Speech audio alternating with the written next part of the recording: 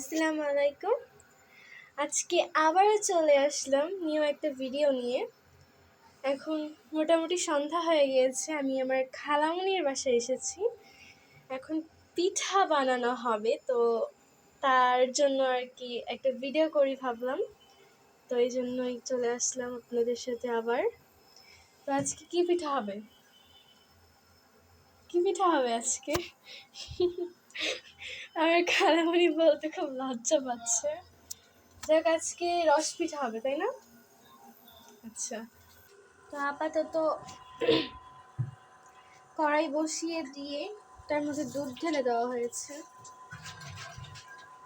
আর কিচেনের দিকে থালা বাসন দিছে।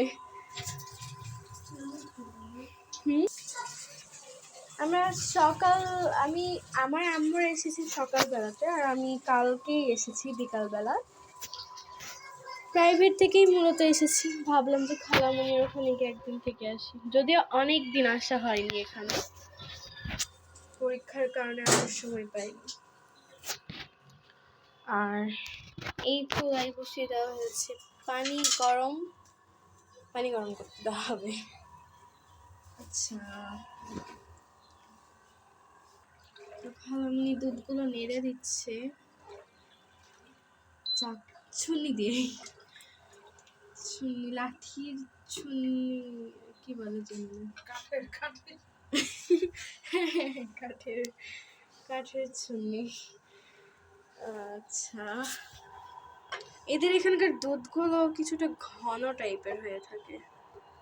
এটা যত সম্ভব নানির বাড়ির ওখানে থেকে নেওয়া হয়েছে। আমার নানির বাড়ি ওই সাইডের দুধগুলো অনেক ঘন হয়ে থাকে, তো আমিও একটু দুষ্টামি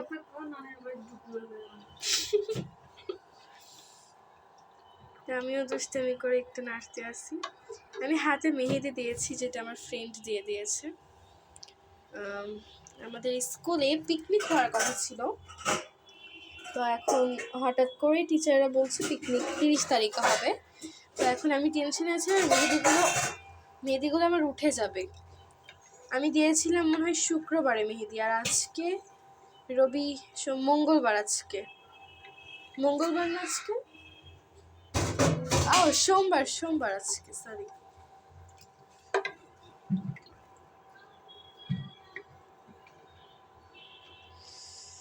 আমি দই বানাতে পারি, দই বানানোর টেকনিকও আমার কাছে আছে।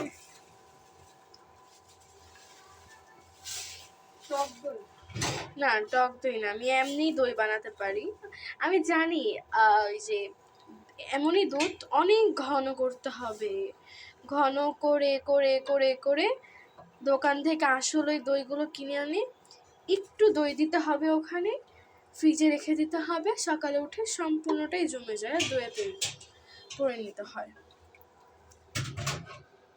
তবে দইয়ে ব্যাকটেরিয়া থাকে, তুমি জানো?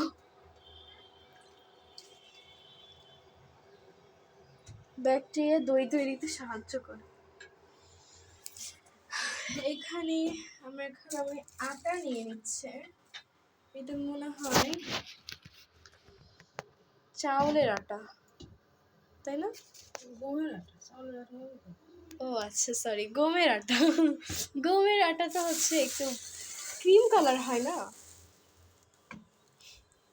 জানি না।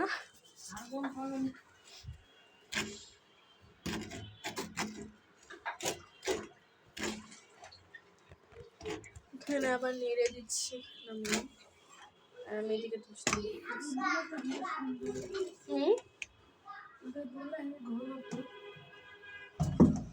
হ্যাঁ, দুধগুলো অনেক ঘন, ওটাই তো বললাম।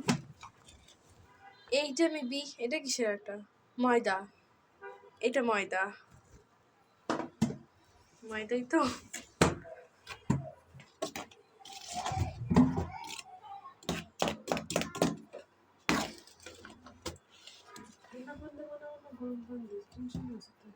একটু গরম পানি দাও, আর সাথে চাইলে ঠান্ডা পানি দিতে পারো।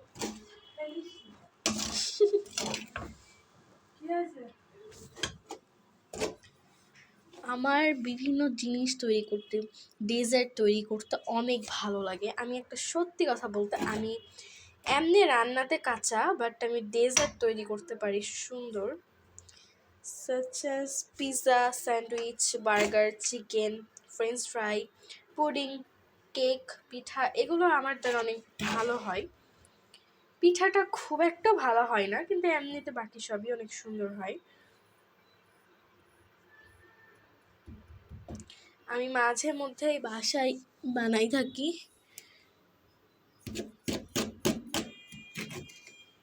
আটাগুলো অনেক কিউট, সুন্দর। তো এখানে দুধ,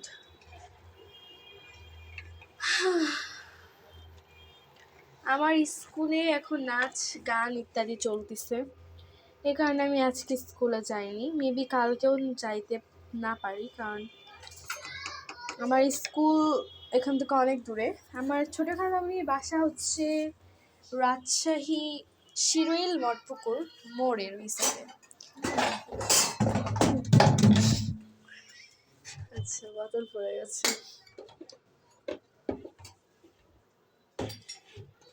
আর আমাদের বাসা হচ্ছে কোর্ট স্টেশন মহিষবাথানের ওই সাইডে, অনেক দূরত্ব। আর এইদিকে খালামণি বেকিং পাউডার, হ্যাঁ রিজার্ভ করে নিয়ে আসা লাগে। এদিকে খালামণি বেকিং পাউডার নিয়ে নিয়েছে। বেকিং পাউডার আটার মতন কিছুটা, মানে আটা না, তবে কিছুটা সাদা অনেক। তো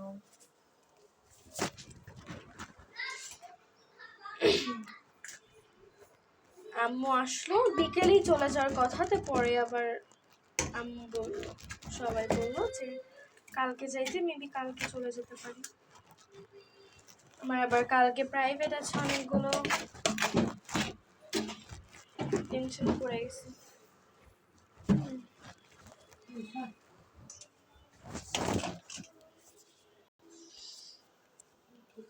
তো উনি এদিকে বেকিং পাউডার নিয়ে এখানে ঢেলে দিল।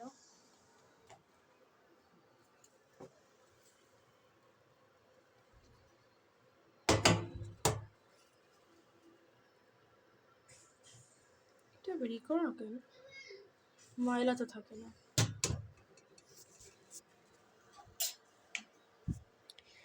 অল্প একটু বেকিং পাউডার দিয়েছে। আমার গলায় খুবই সমস্যা করতেছে, ঠান্ডা লেগে গলার অবস্থা খারাপ, নাকের অবস্থা তো আগে থেকেই খারাপ, নিচের অবস্থা। আচ্ছা, আমি একটু ঘুরাই দিই, দেখতেই পাচ্ছি না? হ্যাঁ, হালকা হালকা দেখতে পাচ্ছি আমি এখন।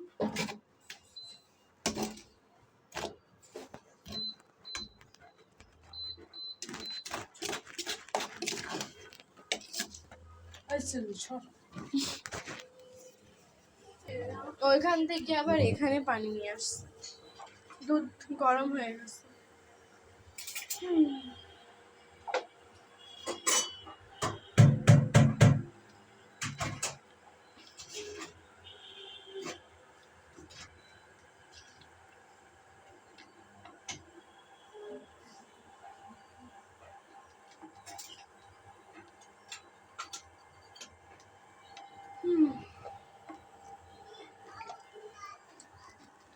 আমার মাথায় আসলে কোনো কথাই আসতেছে না। মনি আর একটু দিয়ে দিল বেকিং পাউডার, এখন ভালো করে মিক্স করবে। আর আমার আম্মু এদিকে ঘুমাচ্ছে, আর আমি দেখাইনি আসি ভাই।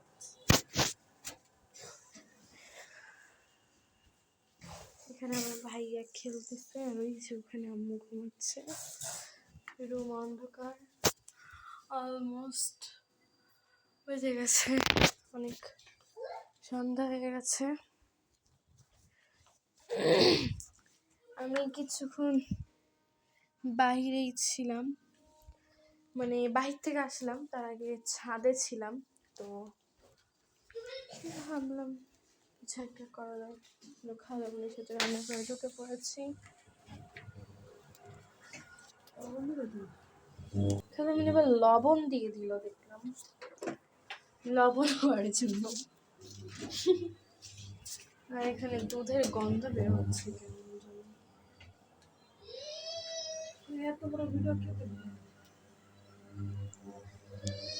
না দেখার অনেক মানুষ আছে। তো পানি নামিয়ে ফেললো, আবারও মেবি কি বসাবে এখন জানি না, চুলা মুছে নিল, আবারও দুধই বসাবে। কিছুক্ষণের জন্য জাস্ট পানি গরম করে নিয়েছে। এখানে ভাত দুপুরে খেয়ে তো ওভাবেই আছে, ভাত আর শেষ হয়নি। মনি এখন দেখতেছি গরম পানি ঢেলে দিবে আটার মধ্যে।